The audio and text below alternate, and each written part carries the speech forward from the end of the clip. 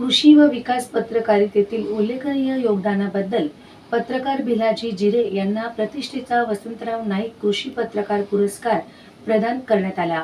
याबद्दल त्यांचे सर्वत्र स्तरातून अभिनंदन केले जात आहे।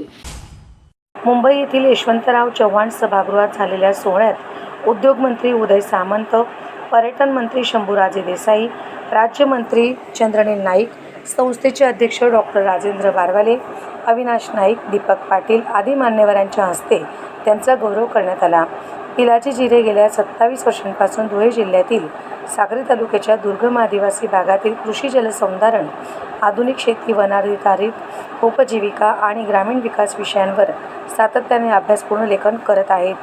दिनांक 21 एप्रिल 1998 पासून ते पत्रकारितेच्या माध्यमातून त्यांनी पत्रकारिता व छायाचित्रण करत आदिवासी भागातील यशोगाथा राज्यासह देशभर पोहोचवल्या आहेत। साक्री तालुक्यातील कुडाशी येथील रहिवासी असलेल्या जिरे यांच्या या सन्मानाबद्दल पत्रकार, सामाजिक आणि कृषी क्षेत्रातून अभिनंदन करण्यात येत आहे।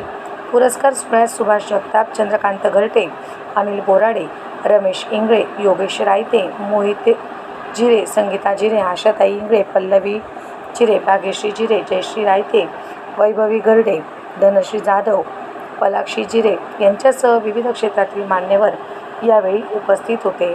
नितीन इंगळे, कुसुंबा प्रतिनिधी।